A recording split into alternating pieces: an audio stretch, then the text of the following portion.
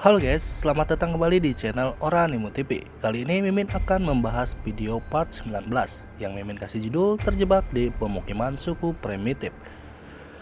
Cerita dimulai di sebuah suku pendalaman di hutan. Terlihat orang-orang dari suku tersebut sedang mengadakan sebuah ritual upacara persembahan kepada dewa mereka. Diketahui tujuan dari ritual tersebut adalah untuk membuka kembali pintu yang menuju ke tanah leluhur mereka yang sudah lama tertutup. Kemudian terlihat seorang ketua suku sedang berdoa sambil meminta dewa mereka untuk turun ke dunia agar bisa menyelamatkan suku mereka dari kemusnahan. Karena selama ini mereka sudah dibodohi dan diperalat oleh kerajaan Jianyan. Dan di sini diketahui suku tersebut adalah suku Men. Mereka adalah salah satu suku primitif yang sedang dimanfaatkan oleh orang dari kerajaan Jianyan untuk dijadikan budak. Ketika ritual sedang berlangsung, mereka dikagetkan dengan kejadian yang membuat mereka keheranan.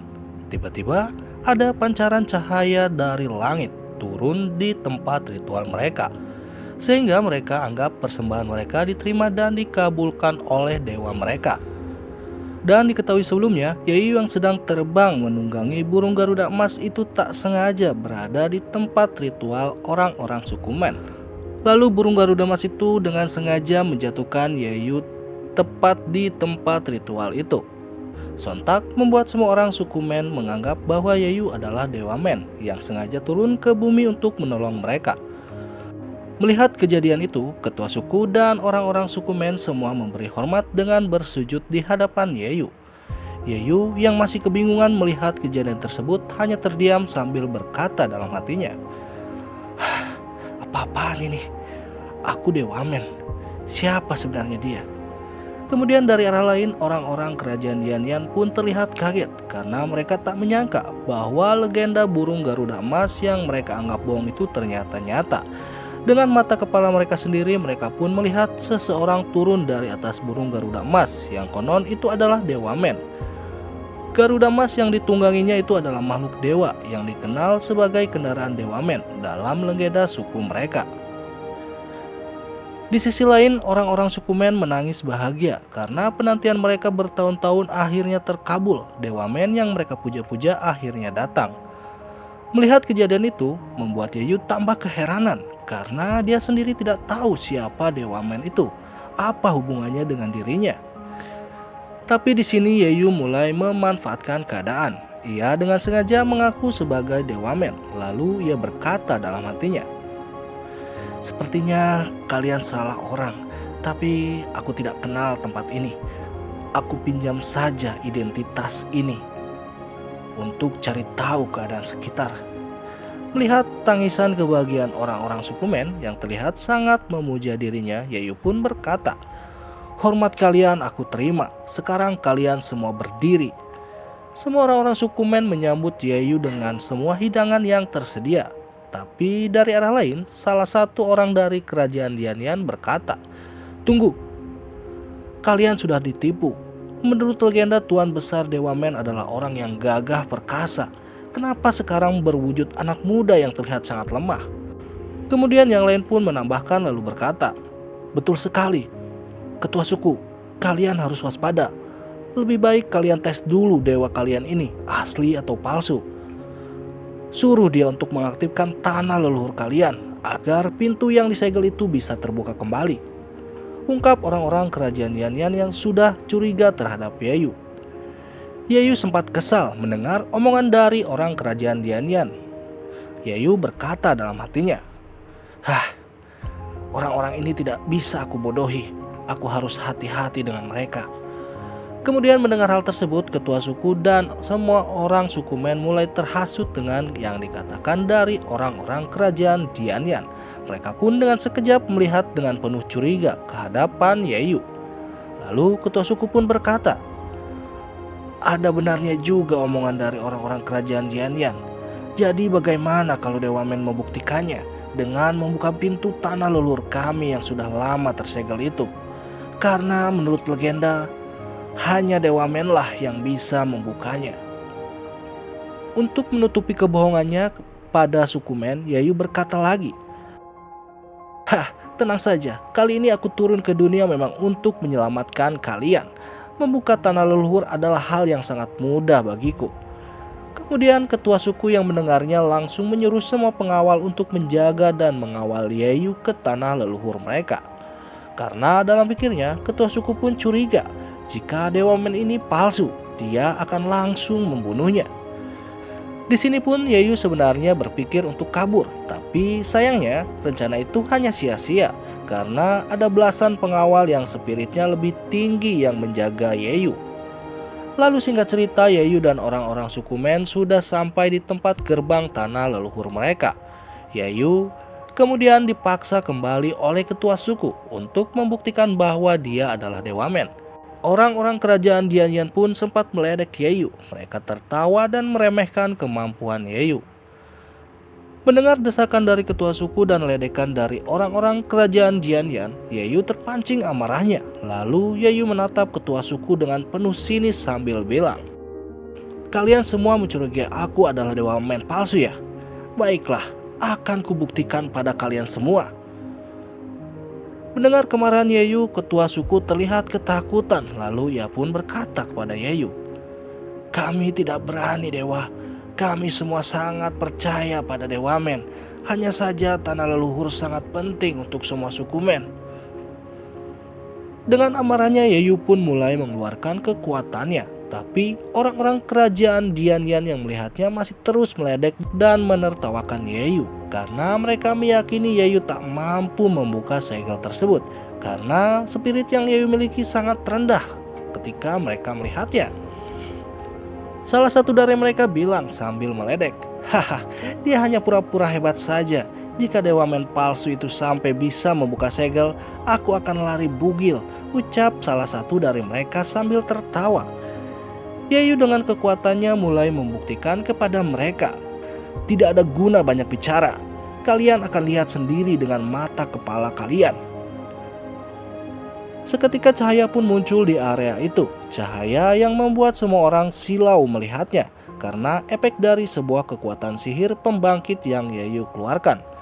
Kemudian tak lama pintu gerbang tanah leluhur suku Men pun terbuka. Orang-orang suku Men teriak kegirangan melihatnya. Mereka bersorak memuja dan memanggil Yeyu sebagai Dewa Men yang mereka puja-puja.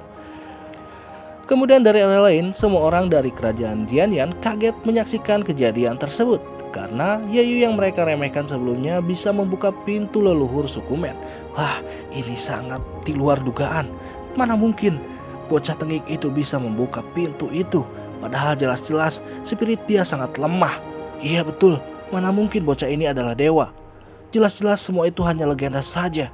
Sambil tertawa, Yeyu berkata kepada mereka, "Hahaha, dengan kombinasi sihir pembangkit dan siang si bumi milikku, tentu saja mudah untuk membuka pintu ini." Kemudian mereka yang tak terima dengan keberhasilan Yeyu dengan sengaja menyerang Yeyu secara bersamaan. Yeyu yang menyadari tanpa basa-basi mengeluarkan teknik yang baru ia upgrade kemarin. Yeyu dengan santainya bilang, "Haha, kebetulan sekali kalian akan menjadi bahan percobaan skill baruku ini." Kemudian dengan kekuatan barunya, Yeyu menyerang mereka dengan jurus pukulan amarah Raja Men. Sontak membuat mereka kaget ketakutan karena diketahui kekuatan yang Yeyu keluarkan adalah jurus andalan dari Dewa Men yang menjadi legenda. Sehingga dengan pukulan tersebut membuat mereka terpental dan terluka parah. Semenjak kejadian itu, semua orang suku Men menjadi patuh serta tunduk di bawah kepemimpinan Yeyu. Lalu Yeyu menyuruh semua pengawal untuk menghukum dan membuang orang-orang kerajaan Dianyang ke lubang kotoran sebagai hukuman untuk mereka.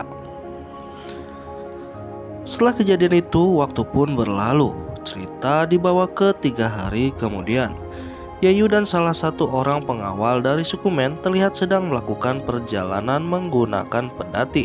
Setelah melakukan perjalanan cukup lama, Yeyu yang tertidur lalu dibangunkan oleh pengawalnya.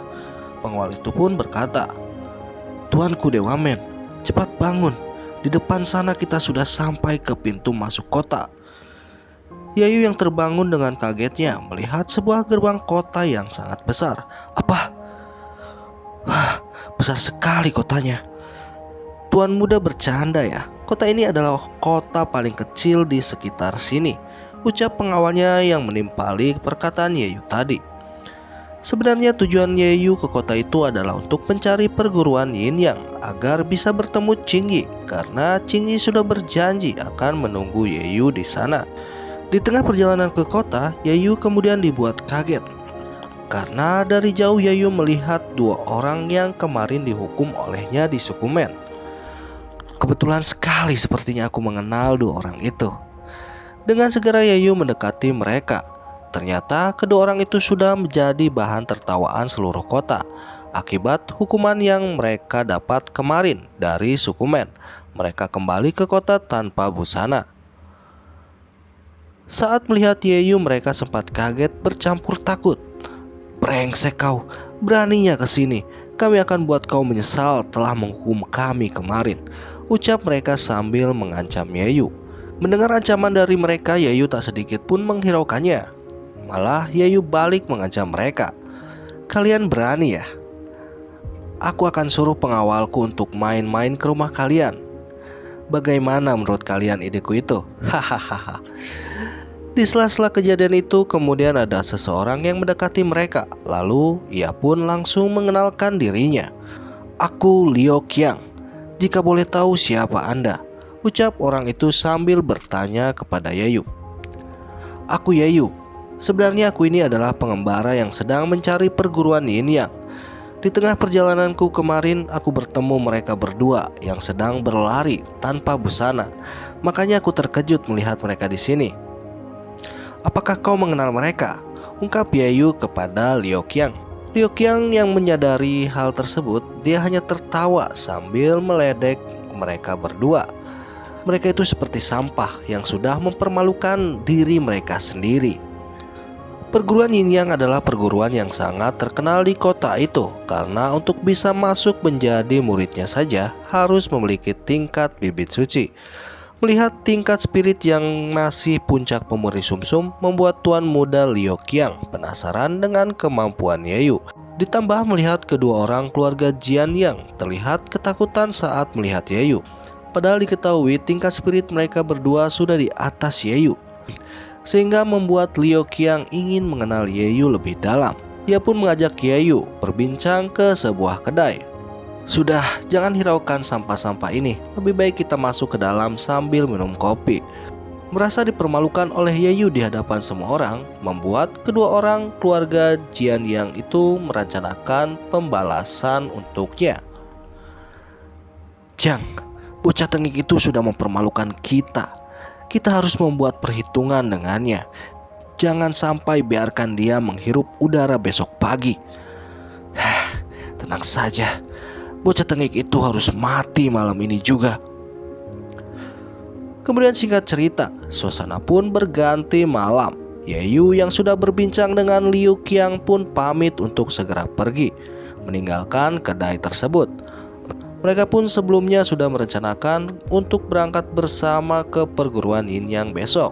Lalu Yeyu pun mulai meninggalkan kedai itu dan bergegas pergi untuk menemui pengawalnya yang sebelumnya sudah Yeyu suruh menunggu di pinggir hutan. Kemudian di tengah gelapnya malam, Yeyu yang menyuruh pengawalnya menunggu di pinggir hutan itu mulai memanggil dan mencarinya. Yeyu yang terus memanggil pengawalnya sampai tak menyadari sudah masuk ke dalam hutan, tapi ia belum juga menemukannya. Malah ia merasa ada yang aneh, seakan ada orang yang sedang mengawasinya. Ternyata benar saja, dengan cepatnya Yeyu dikepung oleh sekelompok orang yang berpakaian seperti ninja. Yeyu yang kaget terlihat waspada terhadap mereka. "Aku baru ke tempat ini, mana mungkin aku punya musuh? Jadi siapa sebenarnya mereka?" Oke guys, sampai sini dulu jalan ceritanya. Buat kalian yang masih penasaran dengan jalan ceritanya, jangan lupa subscribe ya. Semoga kalian terhibur dan jangan lupa bahagia. Terima kasih.